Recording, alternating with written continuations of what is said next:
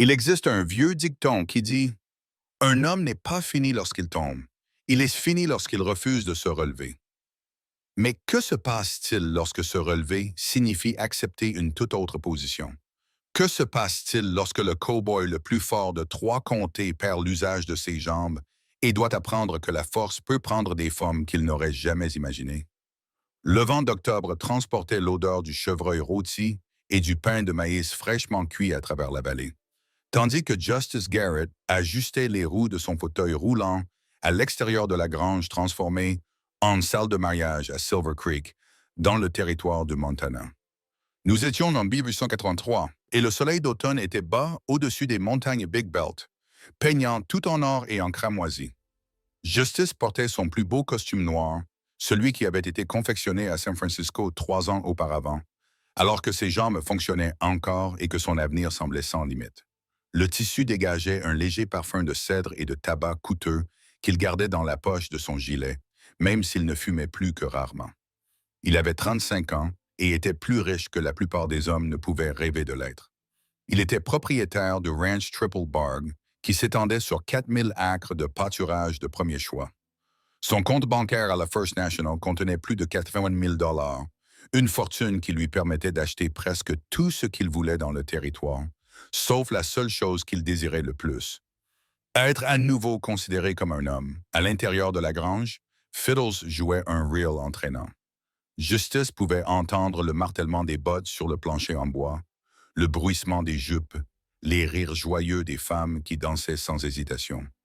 Il s'était placé près du coin, près de la table des rafraîchissements, assez près pour avoir l'air de faire partie de la fête, mais assez loin pour que sa présence ne mette personne mal à l'aise.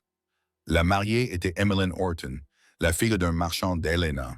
Le marié était un acheteur de bétail nommé Thomas, qui avait déjà travaillé pour Justice, à l'époque où Justice montait encore à cheval et domptait des étalons sauvages avec une habileté telle que les éleveurs du Wyoming au Dakota faisaient appel à son expertise. Thomas avait invité Justice par obligation, peut-être par pitié. Quoi qu'il en soit, Justice avait accepté, car rester chez lui dans sa maison vide était devenu insupportable. 3 femmes passèrent devant lui. Justice les reconnut: Sarah Fletcher, Marianne Commis et la plus jeune des filles Shelton, dont il ne se souvenait plus du nom. Sarah portait une robe jaune qui lui rappelait les tournesols. La fille Shelton avait des rubans dans les cheveux. Elle gloussait à propos de quelque chose. Leur visage était rougi par la danse. Justice redressa les épaules. Il croisa le regard de Sarah et lui fit un signe de tête poli, le genre de salut que tout gentleman aurait donné. Le sourire de Sarah vacilla. Elle détourna rapidement le regard. Elle murmura quelque chose à Marianne et toutes trois passèrent rapidement devant lui, comme s'il avait fait quelque chose de choquant par sa simple présence. Justice serra les mâchoires. Il baissa les yeux vers ses mains, qui agrippaient les accoudoirs de son fauteuil roulant jusqu'à ce que ses jointures blanchissent. Il avait la poitrine vide, comme si quelqu'un avait plongé la main à l'intérieur et avait retiré tout ce qui le rendait humain. Cela faisait 18 mois que cela durait. 18 mois depuis l'accident qui avait brisé sa colonne vertébrale et détruit la vie qu'il s'était construite. 18 mois depuis que sa fiancée, Catherine Riley, l'avait quitté après avoir décidé qu'elle ne pouvait pas épouser un homme qui ne pouvait pas marcher, ne pouvait pas conduire, ne pouvait pas, comme elle l'avait dit, les larmes aux yeux, la satisfaire comme avant. Il l'avait laissée partir sans discuter. Que pouvait-il faire d'autre? La supplier de rester? La forcer à se marier avec lui alors qu'elle lui en aurait voulu? Il avait donc ravalé son humiliation et lui avait dit qu'il comprenait, même si la blessure était plus profonde que toute douleur physique qu'il avait endurée, et que ses amis avaient également disparu. Les hommes avec lesquels il jouait au poker, partageaient des verres de whisky, travaillaient dans les ranchs, lui avaient rendu visite 1 ou 2 fois après l'accident, se tenant maladroitement dans son salon, leur chapeau à la main, promettant de revenir bientôt. Ils ne revinrent jamais. Il était plus facile, pensait Justice, d'oublier le cow-boy estropié que d'affronter le rappel que la malchance pouvait frapper n'importe qui. Désormais, il assistait aux mariages, aux réunions paroissiales, aux bals dans les granges et aux rassemblements communautaires, non pas parce qu'il les appréciait, mais parce que la solitude était une mort plus lente que n'importe quel bal. Au moins, dans la foule, il pouvait prétendre qu'il n'était pas complètement seul. De l'autre côté de la salle, près du mur du fond où les ombres s'accumulaient, était assise une femme que Justice avait déjà vue à Silver Creek, mais à qui il n'avait jamais parlé. Elle s'appelait Irene Brock. Il le savait parce qu'il avait entendu la femme du pasteur le mentionner une fois. C'était une veuve âgée de 28 ou 29 ans, aux cheveux noirs simplement attachés dans la nuque.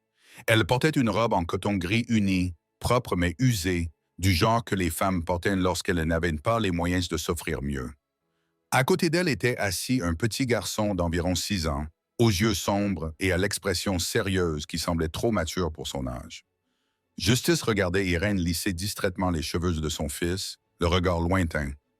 Elle avait l'air fatiguée. Pas la fatigue qui vient d'une journée de travail, mais l'épuisement plus profond qui s'installe dans les os d'une personne lorsque la vie ne cesse de prendre sans jamais rien rendre. Le garçon tira sur la manche de sa mère. Irène se pencha pour écouter ce que son fils lui murmurait à l'oreille. Elle écarquilla légèrement les yeux et secoua la tête. Mais le garçon insista, le visage sérieux et déterminé. Justice détourna le regard. Il prit la tasse de punch qu'il s'était servi plus tôt, désormais tiède et trop sucrée. Les violons entamèrent une valse et les couples glissèrent sur la piste avec une aisance acquise à force de pratique. Il avait dansé cette valse une centaine de fois avant l'accident qui avait trahi son corps et l'avait laissé prisonnier d'un fauteuil en hickory et en acier. Une ombre tomba sur sa table. Justice leva les yeux, s'attendant à voir l'un des diacres de l'Église venir lui faire la conversation par devoir chrétien. Au lieu de cela, il se retrouva face à Irene Brock. Elle se tenait derrière lui, suffisamment près pour qu'il puisse sentir le léger parfum de lavande sur sa peau. Ses mains étaient crispées sur sa taille, nerveuses, mais ses yeux reflétaient quelque chose que Justice n'avait pas vu depuis très longtemps. Une chaleur sincère. Elle se pencha légèrement, amenant son visage à la hauteur de son épaule. Son souffle était chaud contre son oreille lorsqu'elle parla, d'une voix si douce que lui seul pouvait l'entendre. « Dansez avec moi. » 3 mots, simples, directs, impossibles. Le cœur de Justice fit un bond dans sa poitrine. Il tourna brusquement la tête, certain d'avoir mal entendu ou qu'il s'agissait d'une blague cruelle. Mais l'expression d'Irène ne trahissait aucune moquerie, aucune pitié, seulement un courage tranquille qui semblait lui coûter tout ce qu'elle avait. « Madame, dit-il d'une voix plus rauque qu'il ne l'aurait voulu. « Dansez avec moi, répéta-t-elle. Sa voix était désormais ferme malgré le rose qui montait à ses joues. « S'il vous plaît. » L'esprit de Justice était vide. Personne ne lui avait demandé de danser depuis l'accident. Personne ne l'avait touché avec quelque chose qui ressemblait à de la tendresse. Il voulait tellement dire oui.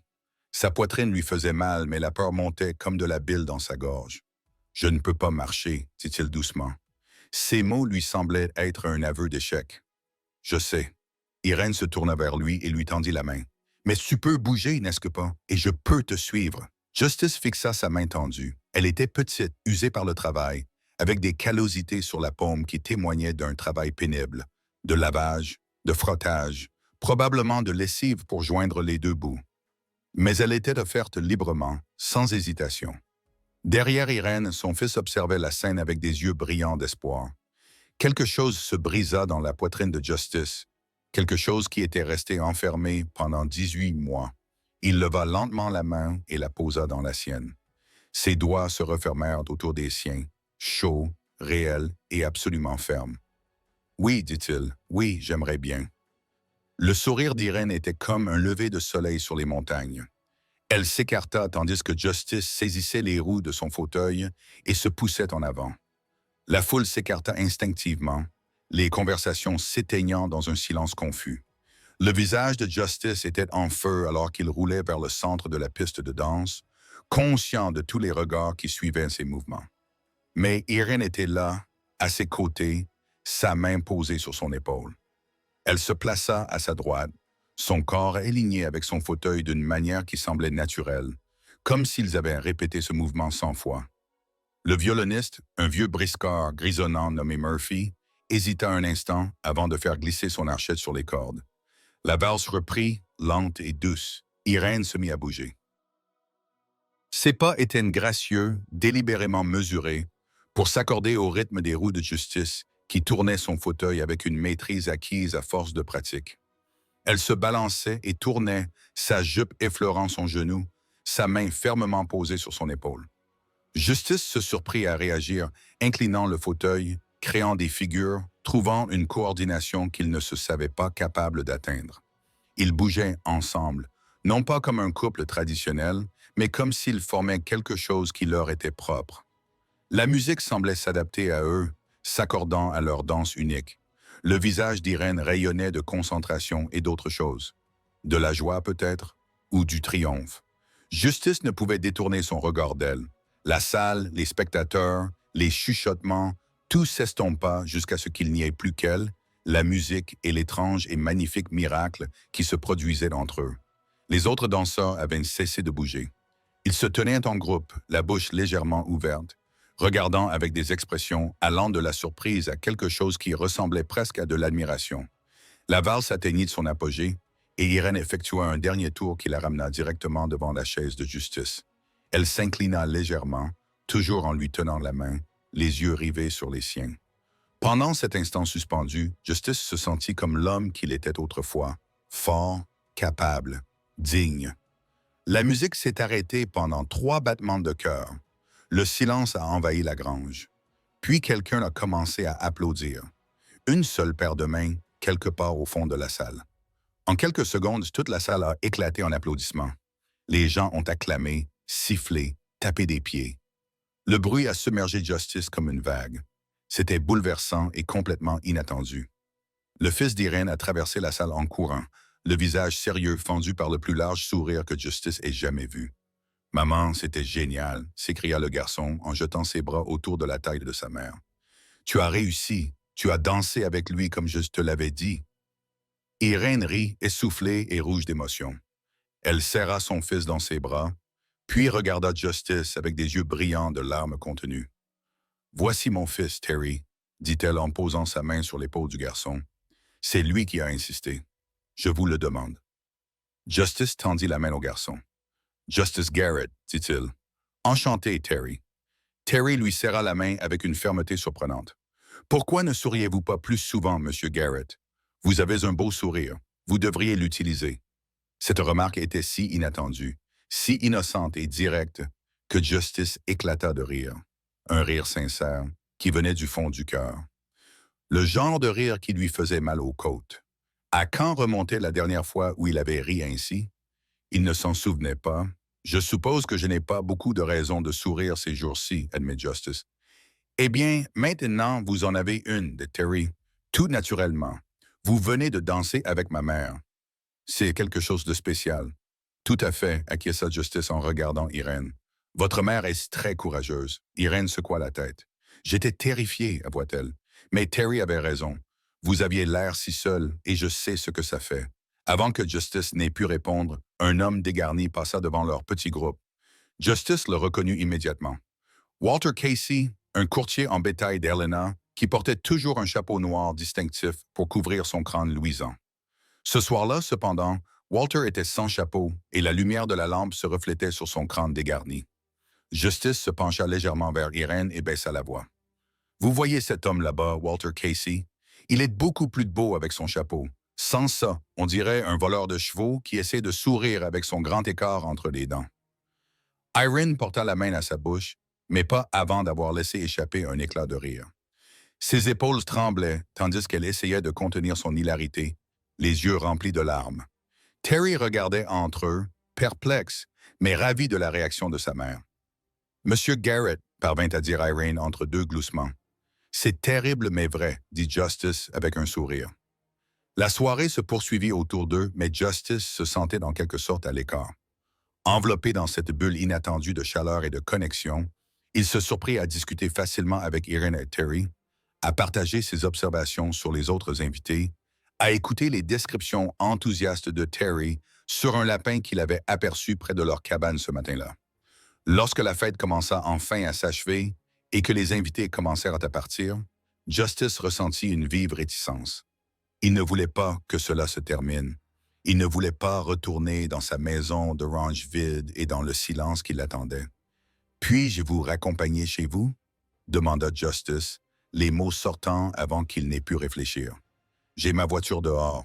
Cela ne me dérange pas, » répondit Irène en hésitant, jetant un coup d'œil à Terry. « S'il te plaît, maman, » dit le garçon.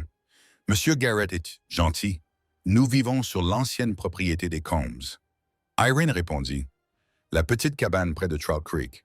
C'est à 5 kilomètres de votre chemin. Cela ne me dérange pas, dit Justice sincèrement. Je considérerais cela comme un honneur. Le sourire d'Irene était doux et sincère. Alors nous acceptons. Merci. L'air nocturne était vif et pur, tandis que Justice les aidait à monter dans son chariot, un véhicule spécialement modifié avec une rampe qui lui permettait de conduire malgré son handicap. Terry bavarda pendant tout le trajet, montrant les constellations et interrogeant Justice sur la vie au ranch. Irene était assise tranquillement à côté de son fils, mais Justice l'a surpris plusieurs fois en train de le regarder, l'air pensif. Lorsqu'ils arrivèrent à la petite cabane en rondin près du ruisseau, Justice sentit à nouveau cette réticence familière l'envahir. Il ne voulait pas leur dire au revoir, ne voulait pas les regarder disparaître dans leur maison alors qu'ils retournaient dans la sienne. « Merci pour la danse, Madame Brock, » dit-il tandis que Terry sautait du chariot. « Irène, le corrigea-t-elle gentiment. « Appelez-moi Irène, je vous en prie. »« Irène, » répéta-t-il, aimant la façon dont son nom résonnait dans sa bouche. Ce soir était spécial. Merci. Tout le plaisir était pour moi, Monsieur Garrett. Justice, dit-il. Je vous en prie. Elle acquiesça, ses yeux fixant les siens pendant un long moment. Puis elle suivit Terry vers la cabane, s'arrêtant une fois pour se retourner et lui faire signe. Justice resta assis dans le chariot pendant plusieurs minutes après leur départ, fixant la lumière chaude qui brillait à leur fenêtre. Sa poitrine était remplie d'une sensation qu'il n'avait pas éprouvée depuis 18 mois, remplie de quelque chose de fragile, de terrifiant et de merveilleux. Il rentra chez lui lentement, savourant cette sensation. Cette nuit-là, pour la première fois depuis son accident, Justice Garrett s'endormit avec le sourire aux lèvres. 3 jours passèrent, comme 3 années.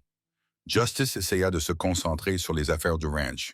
Il examina les comptes, consulta son contremaître au sujet des réserves de nourriture pour l'hiver et rédigea une lettre à l'intention d'un acheteur de chevaux à Cheyenne. Mais son esprit ne cessait de revenir à la main d'Irène sur son épaule. La chaleur de son regard, le son de son rire. Il faisait les 100 pas dans sa maison, si l'on pouvait appeler cela faire les 100 pas, alors qu'il se balançait d'avant en arrière sur sa chaise. Le silence pesait sur lui comme un poids physique. Sa gouvernante, Mme Shelton, venait 2 fois par semaine pour cuisiner et faire le ménage, mais nous étions jeudi et elle ne reviendrait pas avant samedi. La maison semblait immense et vide. Au milieu de l'après-midi du 3e jour, Justice ne put plus le supporter. Il se dit qu'il allait simplement faire un tour en voiture, prendre l'air, vérifier le pâturage nord. Mais lorsqu'il se retrouva sur la route de Trout Creek, il cessa de se mentir à lui-même. Il allait voir Irène, cette pensée le terrifiait. Et si elle n'avait dansé avec lui que par pitié? Et si sa gentillesse n'avait été qu'un geste ponctuel et qu'elle trouvait maintenant sa visite présomptueuse ou importune? Mais le besoin de la revoir l'emportait sur sa peur. La cabane semblait plus petite à la lumière du jour. C'était une construction modeste avec une cheminée en pierre et un porche affaissé qui avait besoin d'être réparé. Des poules picoraient dans la cour.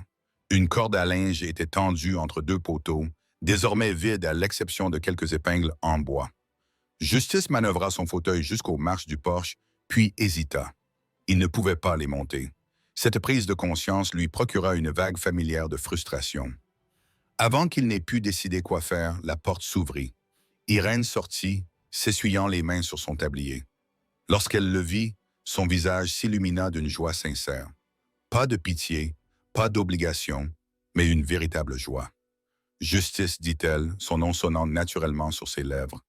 Quelle merveilleuse surprise. « J'espère que je ne dérange pas, dit-il. J'étais dans le coin et j'ai pensé passer vous voir. » Un sourire se dessina sur ses lèvres.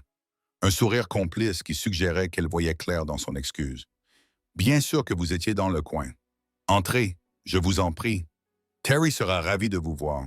Il n'arrête pas de parler de vous. »« Les marches, dit Justice en faisant un geste impuissant. « Oh! » Irène regarda le porche, puis le regarda à nouveau. Sans hésiter, elle descendit les marches et se plaça derrière sa chaise. « Je peux? » »« Vous n'êtes pas obligé. »« Je sais que je ne suis pas obligé, mais je veux aider. Et vous voulez entrer, alors ne compliquons pas les choses. » Son ton était doux mais ferme. Ensemble, ils descendirent les marches. Irène guidait le fauteuil avec une force surprenante, tandis que Justice utilisait ses bras pour aider à soulever les roues avant. C'était maladroit et difficile, et Justice sentait son visage brûler de honte, mais Irène ne lui donnait pas l'impression que c'était honteux. Elle faisait simplement ce qu'il fallait faire. L'intérieur de la cabane était propre mais dépouillé. Un petit coin cuisine occupait un coin. Un poêle à bois dans un autre, une table et 3 chaises dépareillées trônaient au centre. Tout témoignait d'un travail acharné et d'une économie prudente. Terry leva les yeux de ses chevaux en bois avec lesquels il jouait par terre. Un large sourire illumina son visage. « Maître Garrett, vous êtes venu nous rendre visite? »« Oui, » confirma Justice. « J'espère que cela ne vous dérange pas. C'est génial.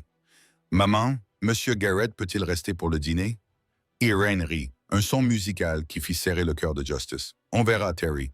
Laisse d'abord Monsieur Garrett s'installer. » Elle étira une chaise pour elle-même et fit signe à Justice de s'approcher. « Du café?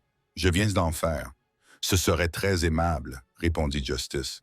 Tandis qu'Irène versait le café dans 2 tasses en étain, Justice se surprit à observer attentivement chaque détail la concernant. La façon dont ses cheveux bouclaient légèrement au niveau des tempes, là où ils s'étaient échappés de leurs épingles, le mouvement gracieux de ses mains, la petite cicatrice sur son poignet gauche qui ressemblait à une vieille brûlure. Elle portait une simple robe bleue délavée par les lavages, mais qui lui allait à merveille. Elle lui tendit une tasse et s'installa sur sa chaise, repliant un pied sous elle d'une manière qui semblait inconsciemment confortable. Leurs genoux s'étaient proches, suffisamment pour que si l'un d'eux bougeait, ils se touchent. « C'est ce qu'a dit Irene, dit-elle, les yeux pétillants d'amusement. « Tu passais juste par Trout Creek. » Justice sentit la chaleur lui monter au cou. « D'accord, tu m'as démasqué. Je vous laisse te revoir. »« Et Terry? »« bien sûr, répéta-t-elle, mais son sourire était chaleureux, satisfait. Ils discutèrent pendant plus d'1 heure. La conversation coula facilement, passant de la vie au ranch à la ville, des potins aux souvenirs d'enfance. Justice lui raconta son enfance dans le Colorado, où il avait appris à monter à cheval presque avant de savoir marcher. Irène lui parla de son défunt mari, décédé d'une pneumonie 5 ans auparavant, la laissant seule avec une cabane, 3 poules et un bébé de 6 mois. « Je fais des lessives, » expliqua-t-elle, « et des retouches aussi. Madame Horton me paye pour faire la lessive de sa famille chaque semaine. Cela suffit à nous nourrir la plupart du temps. » Justice fit le calcul dans sa tête. La lessive rapportait peut-être 2 $ par semaine, 3 si elle avait de la chance. Les raccommodages pouvaient ajouter $1 supplémentaire.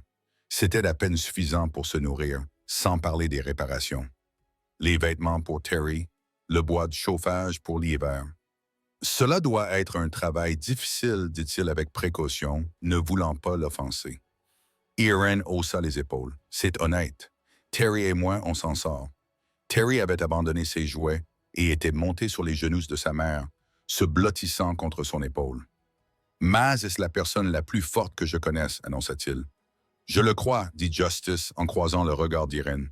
Ses joues se colorèrent de rose et elle détourna les yeux, mais pas avant que Justice ait capté le plaisir dans son expression. « Vous savez faire des tours de cartes, Monsieur Garrett? » demanda soudain Terry. « Quelques-uns, simples, » admet Justice. « Pourquoi? Maman est la meilleure joueuse de cartes de tout le Montana, » déclara Terry avec loyauté. « Elle connaît un tour que personne ne peut deviner. » Irène rit. « Terry, c'est exagéré. Montre-lui. Moi, s'il te plaît. » Irène hésita, puis se leva et alla chercher un jeu de cartes usé sur une étagère. Elle les mélangea avec une aisance acquise par l'habitude, ses doigts rapides et sûrs. « D'accord, mais je te préviens, Justice. Celui-ci est délicat. »« Je suis partant, » dit Justice, intrigué. Irène rapprocha sa chaise, si près que leurs genoux se touchaient sous la table. Justice retint son souffle. Elle rassembla les cartes et commença à les distribuer lentement, expliquant le principe mathématique derrière l'astuce. Pendant qu'elle parlait, sa main effleurait parfois la sienne. Son épaule se pressa contre son bras lorsqu'elle se pencha pour lui montrer un mélange particulièrement délicat. Justice essaya de se concentrer sur ses paroles, mais tout ce à quoi il pouvait penser, c'était à sa proximité, à son parfum, à la courbe de sa lèvre inférieure lorsqu'elle se concentrait. Une chaleur envahit sa poitrine et se répandit dans tout son corps. Il n'avait pas ressenti une telle attirance, aussi intense et dévorante, et aussi gênante depuis son accident. Tu m'écoutes au moins? Demanda Irène, l'amusement perceptible dans sa voix. Pas vraiment, Amy Justice. Tu me distrais beaucoup. Irène s'immobilisa. Elle leva les yeux vers lui, les cartes oubliées dans ses mains. Son regard scruta son visage et ce qu'elle y vit fit se dilater ses pupilles. Son air enjoué s'estompa, remplacé par quelque chose de plus intense. Justice, murmura-t-elle. Il ne savait pas qui avait fait le premier pas. Peut-être tous les deux. Mais soudain, l'espace entre eux disparut. Justice leva la main pour lui caresser la joue, et Irène se pencha vers lui comme si elle avait attendu ce geste. Elle posa sa main sur son épaule, les doigts agrippés au tissu de sa chemise. Ils se regardèrent, suspendus au bord d'un moment décisif. La voix endormie de Mary brisa le charme. « Je suis fatigué. » Irène se recula brusquement, le visage rouge. « Bien sûr, ma chérie, je vais te mettre au lit. » Elle prit Terry dans ses bras et le porta jusqu'à un petit lit dans le coin, l'enveloppant dans une couette. Elle chanta doucement une berceuse que la mère de Justice lui avait chantée autrefois, il y a très longtemps. En quelques minutes, Terry s'endormit. Quand Irène revint à table, l'atmosphère tendue s'était légèrement apaisée, mais elle n'avait pas disparu. Elle se rassit, mais cette fois-ci, elle garda une distance prudente entre eux. « Je devrais y aller, » dit Justice à contre-cœur. « Il se fait tard. »« Tu n'es pas obligé, » répondit rapidement Irène. Puis elle se reprit, l'air embarrassé. « Je veux dire, tu es le bienvenu si tu veux rester pour dîner. »« Ce n'est qu'un ragoût, mais j'adorerais, » dit Justice. « Si tu es sûr, je suis sûr. » Ils mangèrent ensemble à la petite table. Le repas était simple mais réconfortant. La conversation avait retrouvé son rythme naturel, même si quelque chose d'autre la sous-tendait désormais. Une prise de conscience, une possibilité, un désir mutuel qu'aucun des deux n'était tout à fait prêt à nommer. Lorsque Justice partit enfin, promettant de revenir bientôt, Irène resta sur le porche et le regarda s'éloigner. La dernière chose que Justice vit avant que la cabane ne disparaisse de sa vue fut sa silhouette dans l'embrasure de la porte, petite et solitaire, mais déjà indispensable à ses yeux. Il rentra chez lui, le cœur battant et l'esprit en ébullition. Cette nuit-là, il resta éveillé pendant des heures, repassant chaque instant dans sa tête, le contact de sa main, la chaleur de son regard, ces baissers manqués qu'il avait laissés en émoi. Pour la première fois depuis 18 mois, Justice Garrett se sentait comme un homme qui avait quelque chose à espérer. Justice rendit visite à Irène 3 autres fois au cours des 2 semaines suivantes. Chaque visite durait plus longtemps que la précédente. Il jouait aux cartes. Justice gagna 2 fois, même s'il soupçonnait Irène de le laisser gagner. Ils discutaient jusqu'à ce que la lumière de la lampe vacille, et ils découvrirent qu'ils pouvaient se faire rire mutuellement avec une aisance qui leur donnait l'impression d'être chez eux. Terry adorait Justice, le suivait partout, lui posait des questions sans fin sur les chevaux et le travail au ranch, et lui demandait s'il avait déjà tiré sur un ours. Justice répondait patiemment, surpris de voir à quel point il appréciait la compagnie du garçon. Il n'avait jamais beaucoup pensé aux enfants auparavant, mais l'enthousiasme et la sagesse innocente de Terry le charmaient complètement. Mais c'était Irène qui occupait toutes les pensées de Justice. La façon dont elle repoussait ses cheveux derrière son oreille lorsqu'elle réfléchissait. La façon dont ses yeux se plissaient lorsqu'elle riait. Le petit espace entre ses dents de devant qui n'apparaissait que lorsqu'elle souriait sincèrement. La force gracieuse de ses mains, la courbe de son cou, la douceur de ses formes. Justice se forçait à arrêter cette ligne de pensée une centaine de fois par jour. Cela ne l'aidait pas. Chaque nuit, il restait éveillé, imaginant ce que ce serait de la toucher, de sentir son corps contre le sien, de découvrir si le désir qui brûlait dans sa poitrine se reflétait en elle. Lors de sa 4e visite, un vendredi soir à la fin du mois d'octobre, Justice arriva juste au moment où le soleil plongeait derrière les montagnes. Il avait apporté un sac de provisions, de la farine, du sucre, du café, une boîte de pêche, du bacon, se disant que c'était juste un geste amical. Rien de présomptueux. Les yeux d'Irène s'étaient écarquillés lorsqu'elle avait vu les provisions. « Justice, c'est trop. »« Ce n'est rien, » avait-il répondu. « J'avais un surplus et j'ai pensé... »« Merci, » l'avait-elle interrompu doucement en lui touchant la main. « Vraiment? Merci. » Ce contact avait duré, ses doigts chauds sur sa peau, et Justice avait vu quelque chose dans son expression qui avait fait battre son cœur. De la gratitude, oui, mais aussi quelque chose de plus profond, quelque chose qui ressemblait presque à du désir. Ils étaient maintenant assis à sa table, jouant aux cartes, tandis que Terry dormait profondément dans son lit, la soirée s'étirant paisiblement autour d'eux. La pluie avait commencé à tomber 1 heure plus tôt, tambourinant régulièrement sur le toit, ce qui rendait la cabane encore plus petite et plus intime. Irène avait remporté la partie avec une quinte flush. Elle avait ri de l'expression de Justice, qui feignait l'indignation, et avait rassemblé les cartes pour les battre à nouveau. « Tu es impitoyable », avait accusé Justice en souriant. « Tu es juste un très mauvais joueur de poker », avait rétorqué Irène. « Avant, j'étais bonne au poker. Avant que tu me rencontres, » dit Irène d'un ton suffisant. « Avant que je te rencontre, je n'étais pas d'accord. » Mais son ton était devenu doux et sérieux. Les mains d'Irène s'immobilisèrent sur les cartes. Elle leva les yeux et croisa son regard.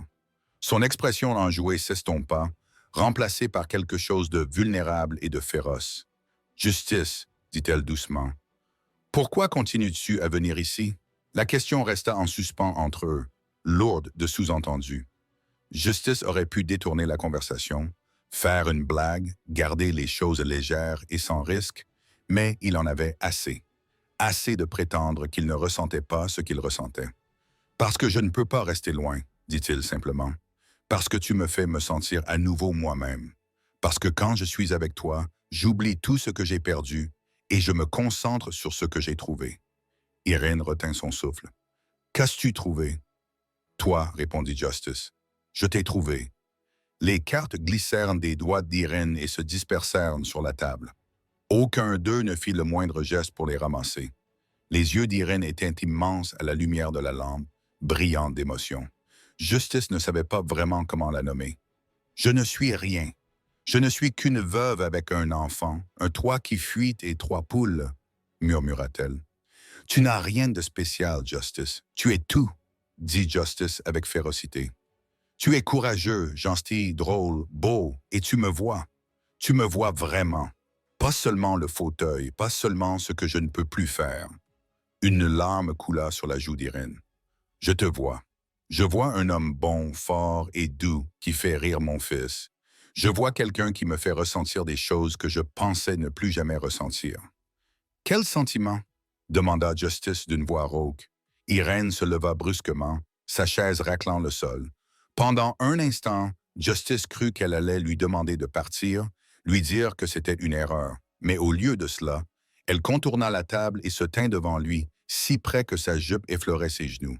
« Ceci, » murmura-t-elle en se penchant pour l'embrasser. Ses lèvres étaient douces et chaudes et avaient un léger goût de café. Justice émit un son grave et leva la main pour lui caresser la nuque, l'attirant vers lui. Le baiser s'intensifia, devint avide, désespéré. Irène agrippa sa chemise de ses mains crispées et l'embrassa comme si elle en mourait d'envie. Justice eut la tête qui tournait. Le sang rugissait dans ses oreilles. Chaque terminaison nerveuse s'éveillait à la sensation. La douceur de ses cheveux qui s'emmêlaient entre ses doigts. La pression de sa bouche contre la sienne. Le doux son qu'elle émettait lorsqu'il suivait le contour de ses lèvres avec sa langue. Irène s'écarta juste assez pour respirer, son front reposant contre le sien. « J'avais envie de faire ça depuis des semaines, » avoua-t-elle. « Moi aussi, » admit Justice. « Mon Dieu, Irène, j'ai envie. Montre-moi, » l'interrompit-elle. « Tout ce que tu veux, montre-moi. » Elle grimpa sur ses genoux, l'enjambant sur la chaise, sa jupe se froissant entre eux. Les mains de Justice se posèrent sur sa taille, la serrant fort, la tirant vers lui. Elle était chaude, douce et réelle, et la sensation de son corps contre le sien le fit trembler. Ils s'embrassèrent à nouveau, plus lentement cette fois, mais non moins intensément. Les mains de Justice suivirent la courbe de sa colonne vertébrale, le creux de sa taille, le galbe de ses hanches. Les doigts d'Irène se glissèrent dans ses cheveux, les stirant doucement d'une manière qui lui envoya des décharges électriques dans la colonne vertébrale. « Justice, » murmura-t-elle contre sa bouche, « j'en ai besoin, pas depuis mon mari. »« On peut s'arrêter, » dit Justice immédiatement. Même si s'arrêter semblait impossible. « Je ne veux pas m'arrêter, » dit Irène fermement. « Je veux ça, je te veux. Je veux juste que tu saches que je ne suis peut-être plus très doué. » Peut-être. Justice la fit taire d'un autre baiser. Celui-ci était tendre et rassurant. Il n'y a pas de bien ou de mal ici. Juste nous. Juste ça. Irène acquiesça, les yeux brillants de confiance et de désir. Elle se leva, lui prit la main et le conduisit vers son lit. Un petit lit en fer dans le coin, recouvert d'une couette en patchwork. Ils avancèrent lentement, prudemment. Irène aida Justice à passer de sa chaise au lit, et cela n'avait rien d'embarrassant car ils étaient entièrement concentrés l'un sur l'autre. Elle le déshabilla avec des doigts tremblants et il lui rendit l'appareil. Chaque centimètre de peau dévoilée était traité avec révérence et émerveillement. Quand ils se rejoignirent enfin, peau contre peau, Irène haleta et Justice gémit. Cela faisait si longtemps pour eux deux, et la sensation était bouleversante, presque trop forte. Justice découvrit que son corps fonctionnait encore comme il le craignait. Le désir, la réponse, la capacité de donner et de recevoir du plaisir. Tout était encore là, différent d'avant, mais non moins réel. Il toucha Irène partout où il pouvait atteindre, apprenant le paysage de son corps, les endroits qui la faisaient soupirer et ceux qui la faisaient se cambrer. Irène se déplaça au-dessus de lui, ses cheveux noirs tombant autour d'eux comme un rideau, son visage rougi et magnifique. Elle murmura son nom comme une prière et le toucha avec une tendresse qui fit éclater quelque chose dans sa poitrine. Leur étreinte était tendre, parfois maladroite, parfois incertaine, mais absolument parfaite. Ils riaient quand ils tâtonnaient, haletaient quand ils trouvaient un rythme particulièrement bon, et se serraient l'un contre l'autre, tandis que l'intensité montait jusqu'à ce que finalement, enfin, ils s'effondrent tous les deux. Après, ils restèrent enlacés sur son lit étroit, respirant bruyamment, le cœur battant à tout rompre. La tête d'Irène reposait sur la poitrine de Justice, ses cheveux étalés sur son épaule. La main de Justice remontait et descendait langoureusement le long de son dos, traçant des motifs aléatoires sur sa peau. C'était chaud, commença Irène, puis elle s'interrompit. Oui, acquiesça Justice, ça l'était vraiment. Elle rit doucement, le son vibrant contre sa poitrine. J'avais oublié ce que ça faisait d'être désiré comme ça. Je m'étais convaincu que je ne ressentirais plus jamais ça, admet Justice, que je n'en serais plus jamais capable. Je pensais que cette partie de ma vie était terminée. Irène se redressa sur un coude, le regardant. Son expression était intense, protectrice. Tu n'es pas brisé, Justice Garrett. Tu es entier, capable et incroyablement, merveilleusement vivant. Justice l'attira vers lui pour l'embrasser, lentement et profondément. Il mit tout ce qu'il ne pouvait pas dire dans le contact de ses lèvres sur les siennes. Ils firent l'amour à nouveau, plus lentement cette fois, savourant chaque instant. Irène lui montra ce qu'elle aimait, et Justice découvrit de nouvelles façons dont son corps pouvait réagir, de nouvelles sources de plaisir et de connexion. Quand ils eurent fini, ils étaient tous les deux épuisés et complètement satisfaits. Quelque part dans la cabane, Terry bougea dans son sommeil, marmonnant quelque chose d'incompréhensible. Le bruit leur rappela à tous les deux où ils étaient, ce qu'ils risquaient. « Je devrais partir, » murmura Justice, bien qu'il ne fit aucun geste pour s'en aller. « Tu devrais, » acquiesça Irène, tout aussi immobile. Ils restèrent ainsi pendant 1 heure supplémentaire, parlant d'à voix basse, échangeant des baisers langoureux, se touchant avec une familiarité qui semblait méritée et précieuse. Finalement, à regret, Justice se résigna et laissa Irène l'aider à regagner sa chaise. À la porte, Irène lui saisit la main. « Reviens, dit-elle. Bientôt, s'il te plaît. »« Demain, » suggéra Justice avec espoir. « Demain, » confirma Irène en souriant.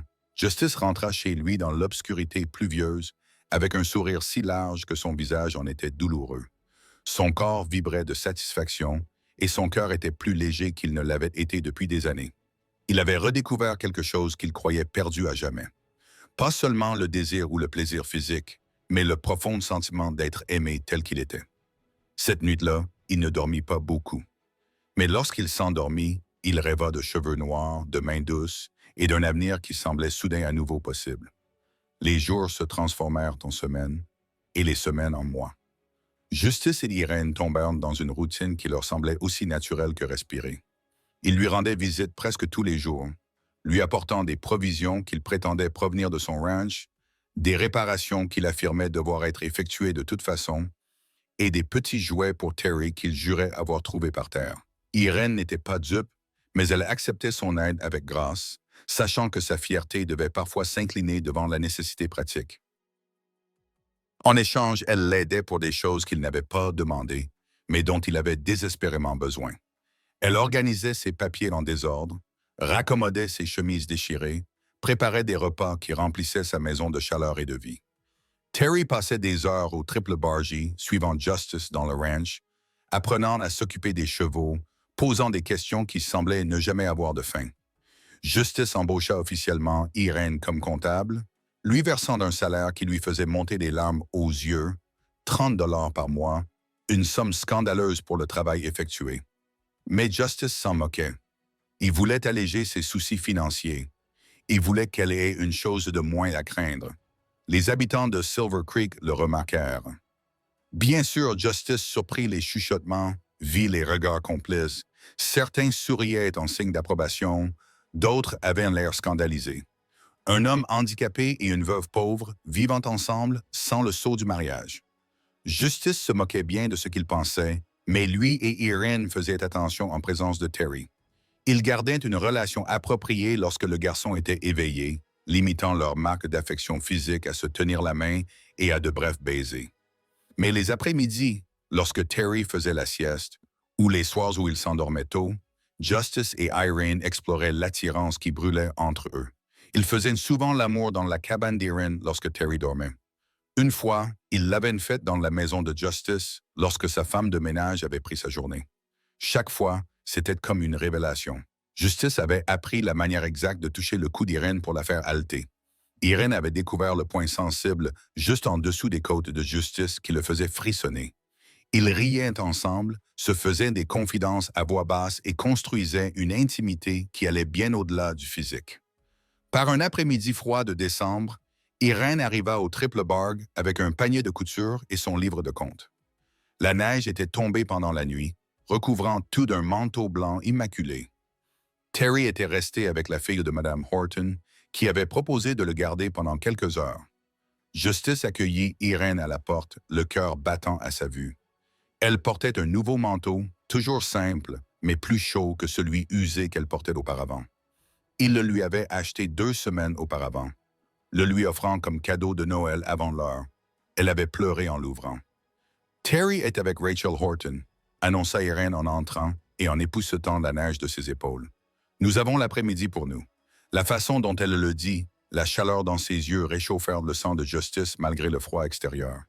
Juste l'après-midi, demanda-t-il en la serrant contre lui. Juste l'après-midi, confirma Irène, mais elle souriait. Ils se dirigèrent vers la chambre de Justice, une grande pièce bien aménagée avec un lit en acajou et des fenêtres donnant sur les montagnes. Irène était déjà venue ici, mais la vue de ce lit la faisait toujours rougir. Cette fois-ci, cependant, elle n'hésita pas. Ils se déshabillèrent mutuellement, avec une efficacité acquise par l'habitude, leurs mains et leurs bouches sachant déjà exactement où se toucher, où s'attarder. Irène grimpa sur le lit et attira Justice vers elle, l'aidant à se mettre dans une position confortable. Cette fois-ci, leurs ébats étaient différents, plus assurés, plus délibérés. Ils avaient dépassé le stade de l'exploration hésitante des nouveaux amants pour atteindre quelque chose de plus profond. Justice savait exactement comment faire gémir Irène. Irène savait précisément comment toucher Justice pour le rendre fou. « Je t'aime », haleta Justice contre la gorge d'Irène, les mots jaillissant sans permission. Irène se figea. Puis elle leva les mains pour encadrer son visage, l'inclinant afin de pouvoir le regarder dans les yeux. Ses propres yeux étaient brillants de larmes. « Je t'aime aussi », murmura-t-elle. « Je t'aime depuis des semaines, mais j'avais peur de te le dire. » « Peur de quoi? » Les 2 semaines suivantes passèrent à toute vitesse, occupées par les préparatifs. Justice engagea un charpentier pour construire une extension à la maison du ranch, une chambre convenable pour Terry avec des fenêtres donnant sur le pâturage des chevaux. Il acheta à Irène du tissu pour une robe de mariée, insistant pour choisir la plus belle soie ivoire disponible au magasin général. Elle protesta, mais il resta inflexible. La nouvelle se répandit rapidement à Silver Creek. Justice se prépara à essuyer des critiques, mais celles-ci ne vinrent jamais. Au contraire, les gens semblaient sincèrement heureux. Les mêmes femmes qui l'avaient invité lors de la réception de mariage quelques mois auparavant arrêtaient désormais Irène dans la rue pour la féliciter. Les hommes tapaient Justice dans le dos et lui disaient qu'il était un homme chanceux. Le mariage était prévu pour le 20 décembre à l'église communautaire de Silver Creek. Le pasteur, le révérend Comus, avait accepté de célébrer la cérémonie un samedi après-midi afin que la plupart des gens puissent y assister. Le matin de son mariage, Justice se tenait dans sa chambre, ajustant sa cravate pour la 4e fois. Ses mains tremblaient légèrement. Il avait 35 ans, se mariait pour la première fois et était terrifié à l'idée que quelque chose puisse mal tourner. Son contremaître, un homme plus âgé nommé Pete Stokes, frappa à la porte et passa la tête. « Vous êtes prête, patron? »« Je ne pourrais pas être plus prêt, » répondit Justice. « Vous avez fière allure, » dit Pete. « Vraiment, cette Irène est une femme formidable. Vous êtes faits l'un pour l'autre. »« Je l'espère, » répondit Justice doucement. « J'ai vu la façon dont vous vous regardez. C'est du vrai amour. » À l'église, Justice attendait à l'autel, sa chaise placée de manière à ce qu'il puisse voir l'allée. Les bancs se remplirent rapidement. Il semblait que toute la ville s'était déplacée pour le mariage. Justice aperçut plusieurs visages familiers. Walter Casey, coiffé cette fois-ci de son chapeau noir caractéristique, était assise au 3e rang. Sarah Fletcher et Marianne Comey étaient là, souriant chaleureusement.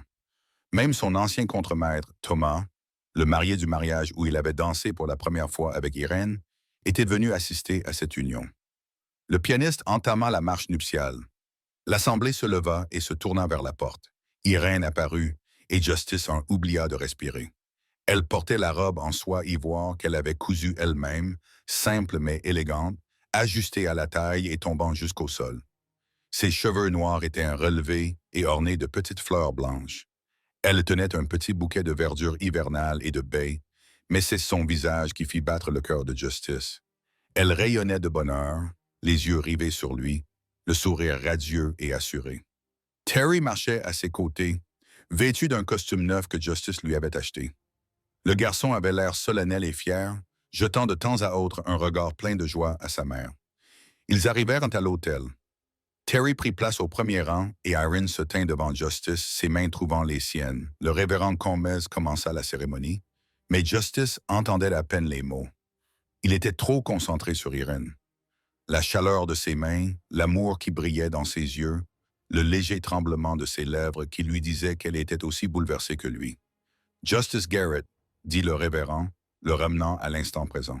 « Acceptez-vous de prendre Irene Brock pour épouse, pour l'aimer et la chérir à partir de ce jour, pour le meilleur et pour le pire, dans la richesse et dans la pauvreté, dans la santé et dans la maladie, jusqu'à ce que la mort vous sépare? » « Oui, » répondit Justice d'une voix claire et forte. « Et toi, Irene Brock, acceptes-tu de prendre Justice Garrett pour époux, pour le meilleur et pour le pire, dans la richesse et dans la pauvreté, dans la santé et dans la maladie, jusqu'à ce que la mort vous sépare? » « Oui, » répondit Irene, les larmes coulant sur son visage. « Par le pouvoir qui m'est conféré par le territoire du Montana, je vous déclare mari et femme. Justice, tu peux embrasser la mariée. » Justice attira doucement Irene vers lui et l'embrassa tendrement, d'un baiser doux et plein de promesses. L'assemblée éclata en acclamations et applaudissements. Alors qu'ils se séparaient, tous deux souriants, Justice aperçut des visages dans la foule. Des gens qui l'avaient ignoré, évité, traité comme s'il était invisible. Maintenant, ils l'acclamaient, célébrant son bonheur.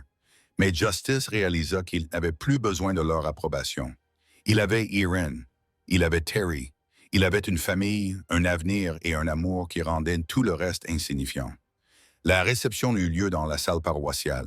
Il y eut bien sûr de la danse. Justice et Irene exécutèrent à nouveau leur valse unique et une fois de plus, ils firent sensation. Mais cette fois-ci, Justice n'était plus le cow-boy solitaire reconnaissant d'un moment de gentillesse. Il était un mari dansant avec sa femme, sûr de leur amour et de leur avenir ensemble. Ce soir-là, ils retournèrent au Triple Bargee en famille. Terry s'endormit presque immédiatement dans sa nouvelle chambre, épuisé par l'excitation. Justice et Irene se retirèrent dans leur chambre, et pour la première fois, ils firent l'amour en tant que mari et femme. Ce fut tendre, passionné et tout à fait naturel. « Je n'arrive pas à croire que ce soit réel, » murmura Irene plus tard, blottie contre Justice. « Crois-le, » dit Justice en embrassant son front. « C'est aussi réel que possible. Il y a un an, je lavais le linge des autres juste pour nourrir mon fils, » dit Irene doucement.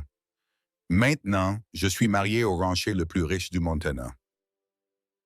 Comment cela a-t-il pu arriver? Tu as été courageuse, dit simplement Justice. Tu as vu un homme seul à un mariage et tu as eu le courage de lui demander de danser. Cela a tout changé. C'est Terry qui m'a dit de le faire, admet Erin. J'étais terrifié. Moi aussi, dit Justice. Mais tu l'as fait quand même. Et nous voilà. Nous voilà, répéta Erin en souriant contre sa poitrine. Ils s'endormirent un temps lassé. La première nuit du reste de leur vie, la première année de mariage apporta des changements que Justice n'avait pas prévus. Erin transforma le ranch, qui était une demeure de célibataire propre mais stérile, en une maison chaleureuse et vivante. Des rideaux apparurent aux fenêtres. Des tapis recouvraient les sols.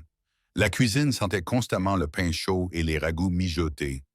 Des photos dans des cadres simples parsemaient les murs.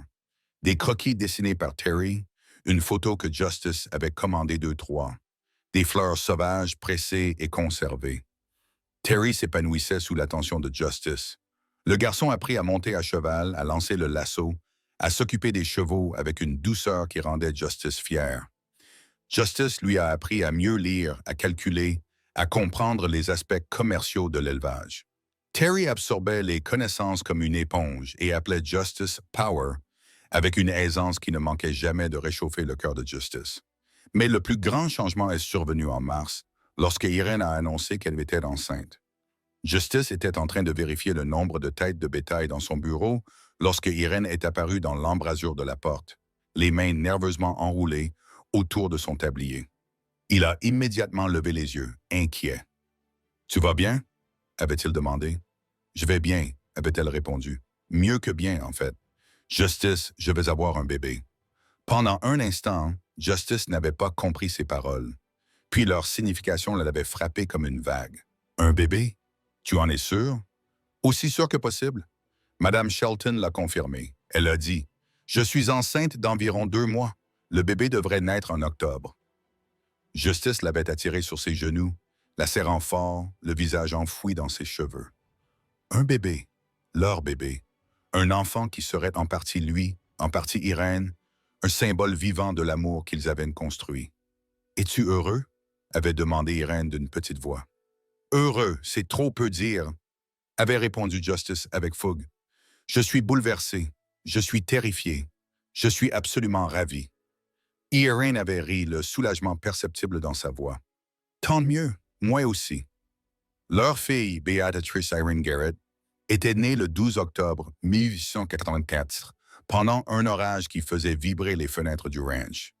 Justice faisait les 100 pas dans le salon, pendant que la sage-femme et Madame Shelton s'occupaient d'Irene dans la chambre. Terry était assis sur le canapé, pâle et anxieux, jusqu'à ce que Justice le serre dans ses bras et lui promette que tout irait bien. Lorsque Madame Shelton est finalement sortie, souriant largement, et a annoncé à Justice qu'il avait une fille en bonne santé, il a fondu en larmes. Béatrice était minuscule et parfaite, avec des cheveux foncés comme sa mère et des yeux bleus qui pourraient devenir verts comme ceux de Justice. Quand Irène plaça le bébé dans les bras de Justice pour la première fois, il sentit quelque chose se mettre en place, un sentiment de plénitude dont il ne savait pas qu'il lui manquait. Terry tomba instantanément amoureux de sa petite sœur.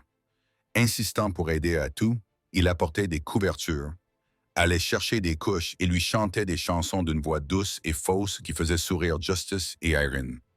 Le ranch prospéra en même temps que la famille. Le commerce de chevaux de Justice prit rapidement de l'ampleur.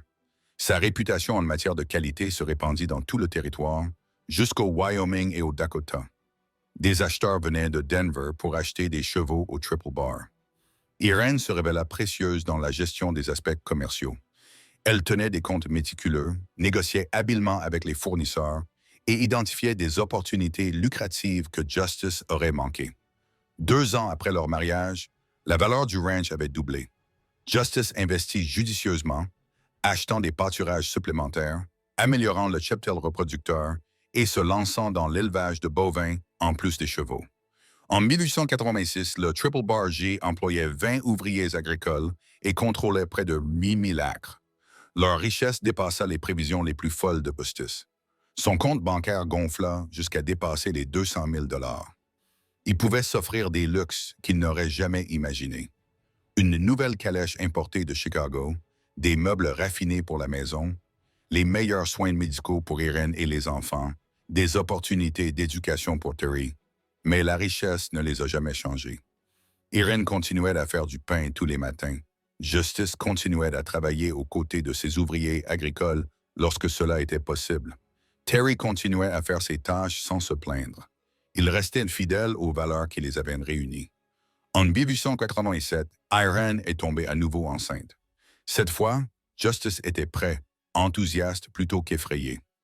Leur deuxième fille, Pascaline Garrett, est née en juin pendant une vague de chaleur, aussi différente de sa sœur aînée que le jour et la nuit. Alors que Béatrice était calme et observatrice, Pascaline était énergique et bruyante, annonçant sa présence par des cris vigoureux que l'on pouvait entendre à travers tout le ranch. Terry, alors âgé de 11 ans, prenait son rôle de grand frère très au sérieux, protégeant ses deux sœurs avec un dévouement farouche.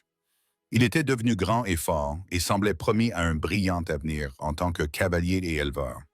Justice commença à lui enseigner les aspects plus complexes de la gestion du ranch, le préparant à reprendre un jour les rênes de la Triple Barg. La maison du ranch fut à nouveau agrandie pour accueillir la famille grandissante. Justice fit ajouter une aile entière avec des chambres pour chaque enfant et une grande nurserie. La construction coûta plus de 3 000 $, mais Justice n'hésita pas. Sa famille méritait ce qu'il y avait de mieux. Justice adorait les soirées. Après le dîner, ils se réunissaient dans le salon. Terry lisait ou faisait ses devoirs. Irène cousait ou tricotait. Les filles jouaient sur une couverture, tandis que Justice lisait à haute voix des romans ou des journaux. Parfois, Irène jouait du piano. Justice lui avait acheté un somptueux Steinway expédié de New York. Elle ne jouait pas particulièrement bien, mais Justice adorait l'écouter s'exercer, adorait voir son visage s'adoucir lorsqu'elle se concentrait. Le soir, une fois les enfants endormis, Justice et Irène discutaient pendant des heures. Ils parlaient des affaires de ranch, de l'éducation de Terry, du développement des filles, de leurs rêves pour l'avenir, et ils faisaient régulièrement l'amour, leur passion l'un pour l'autre, ne diminuant jamais malgré les exigences des enfants et des affaires. « Tu ne le regrettes jamais ?» demanda Irène un soir, blottie contre Justice. « De m'avoir épousé plutôt qu'une personne plus appropriée. » Justice se tourna vers elle, l'air sérieux. « Irene Garrett, écoute-moi bien. Tu es la meilleure chose qui me soit arrivée. Tu m'as redonné la vie alors que j'avais renoncé à vivre. Tu m'as donné une famille, un but, une raison de me réveiller chaque matin avec gratitude. Je pourrais chercher dans le monde entier. Je ne trouverai jamais personne de plus approprié pour moi que toi. » Les yeux d'Irène se rempliront de larmes. « Je t'aime tellement que cela m'effraie parfois. »« Je sais, dit Justice en l'embrassant doucement. Je ressens la même chose. » En 1888, le Triple BG était devenu l'un des ranchs les plus prospères du territoire du Montana. La fortune de Justice dépassait les 300 000 $. Ils employaient 30 hommes, élevaient 5 000 têtes de bétail et élevaient des chevaux qui se vendaient à des prix élevés dans tout l'Ouest. Mais aucune richesse ni aucun succès n'avaient autant d'importance pour Justice que le rire de ses enfants, la chaleur de la main d'Irène dans la sienne ou le simple plaisir de s'asseoir sous le porche au coucher du soleil et de regarder sa famille s'épanouir. Il avait trouvé quelque chose qui valait plus que l'or, la terre ou la réputation. Il avait trouvé l'amour et cela avait tout racheté. Les années passaient comme les saisons du Montana, parfois rudes, souvent belles, toujours en mouvement. Terry obtint son diplôme de la Silver Creek School à 16 ans et choisit de rester au ranch plutôt que de poursuivre ses études dans l'Est. Justice était secrètement soulagé. Le jeune homme avait désormais un talent naturel pour l'élevage et un amour sincère pour la terre. Justice le nomma associé junior dans l'exploitation et lui apprit tout ce qu'il savait sur l'élevage, le commerce et la gestion d'entreprise. À 7 ans, Béatrice montrait déjà le même don pour les chiffres que sa mère. Elle savait calculer plus vite que Justice. Avec du papier et un crayon, Irène commença à lui enseigner la comptabilité, reconnaissant en elle une âme sœur. À 5 ans, Pascaline était un pur chaos et une source de joie. Elle passait ses journées à suivre les ouvriers du ranch, à poser des questions sans fin, à grimper sur tout ce qui pouvait l'être et, malgré les ennuis qu'elle causait, à faire sourire tout le monde. En 1890, Irène tomba enceinte une dernière fois. Elle avait maintenant 36 ans et la grossesse était plus difficile que les précédentes. Justice s'inquiétait constamment, veillant sur elle jusqu'à ce qu'elle lui demande en riant de lui laisser un peu d'espace. Leur fils Henry est né en février 1891, pendant une tempête de neige qui les a coincés dans la maison pendant 3 jours. C'était un gros bébé, en bonne santé et fort, avec les yeux verts de Justice et les cheveux foncés d'Irene. Notre famille est au complet, a annoncé Irene en plaçant le bébé Henry dans les bras de Justice. Justice regarda son fils, ses filles, Terry qui se tenait protectivement à proximité, et Irene qui souriait avec fatigue depuis son lit. Oui, acquiesça-t-il, elle l'est absolument. Au fur et à mesure que les enfants grandissaient, Justice et Irene veillèrent à leur inculquer les valeurs qui comptaient. La richesse était un outil, pas un objectif. Le travail acharné forgeait le caractère. La gentillesse était une force, pas une faiblesse. La loyauté familiale était sacrée. Les filles apprirent à monter à cheval presque dès qu'elles purent marcher. Terry leur enseigna, avec patience et encouragement, de la même manière que Justice lui avait enseigné. Justice les regardait depuis sa chaise sur le porche, le cœur rempli de joie, tandis que ses enfants galopaient à travers le pâturage, intrépides et libres. Les soirs calmes, lorsque les enfants étaient occupés ailleurs, Justice et Irene s'asseyaient ensemble sur ce même porche, regardant le soleil se coucher sur les montagnes. La chaise de Justice était placée près du fauteuil à bascule d'Irene, suffisamment près pour que leurs mains puissent se toucher, leurs doigts entrelacés. « Tu te souviens du mariage ?» demanda Irene un soir de l'été 1893. Ils étaient mariés depuis près de 9 ans, mais le souvenir restait vif, chaque détail. Justice répondit, « Je me souviens avoir pensé que personne ne me parlerait. Je me souviens m'être senti invisible. Je me souviens que Terry m'avait dit de t'inviter à danser. » Irene répondit, « J'ai pensé qu'il était fou, j'étais terrifié. »« La meilleure décision que tu aies jamais prise, » dit Justice en lui serrant la main. « La meilleure décision que nous ayons jamais prise, » corrigea Irene. « Tu as dit oui. » Justice repensait souvent à ce moment, à cette fraction de seconde où il aurait pu refuser, où il aurait pu laisser la gêne, la peur ou la fierté le maintenir isolé. S'il avait dit non, où serait-il aujourd'hui? Seul dans sa grande maison, riche mais vide, regardant la vie passer. Au lieu de cela, il avait dit oui. Et ce simple mot avait tout changé. Le Triple Bar continuait de prospérer. En 1895, le ranch couvrait 12 000 acres et employait plus de 40 hommes. Les investissements de Justice dans le bétail et les chevaux avaient porté leurs fruits de manière spectaculaire. Sa fortune dépassait le demi-million de dollars, une somme colossale qui lui aurait permis d'acheter presque tout ce qu'il voulait. Mais sa plus grande richesse ne se mesurait pas en dollars. Elle se mesurait au diplôme obtenu par Terry au Montana Agricultural College, où il avait étudié l'élevage et la gestion d'entreprise avant de revenir prendre en charge les opérations quotidiennes du ranch. Elle se mesurait à l'esprit vif de Beatrice et à la façon dont elle dévorait l'arithmétique, rêvant déjà de pouvoir un jour fréquenter un collège pour femmes à Boston afin d'étudier les mathématiques et la comptabilité. Elle se mesurait au rire de Pascaline lorsqu'elle faisait courir son cheval à travers le pâturage, ses longues tresses volant derrière elle. Elle se mesurait dans les questions sérieuses du jeune Henry sur la gestion du ranch et dans sa douceur avec les chevaux. Elle se mesurait dans chaque matin où Justice se réveillait aux côtés d'Irene, dans chaque soirée qu'ils passaient ensemble, dans chaque blague partagée, chaque conversation chuchotée et chaque geste tendre.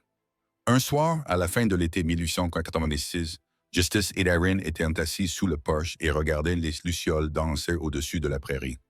Les enfants étaient à l'intérieur. Terry lisait à ses jeunes frères et sœurs un livre d'histoire western.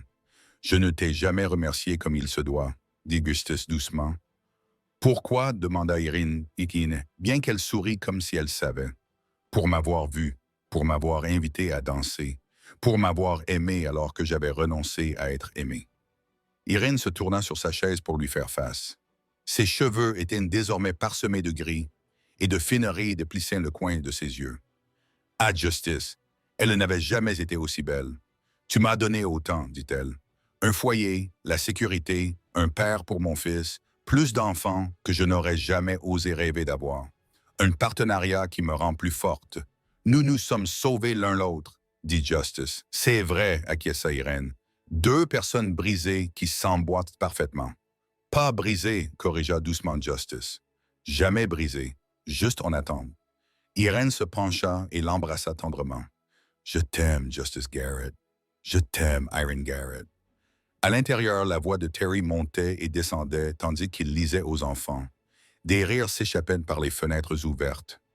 Les ranchs s'étendaient autour d'eux. Une terre qu'ils avaient construite ensemble, un héritage qu'ils avaient créé grâce à leur travail acharné, leur amour et leur partenariat inébranlable.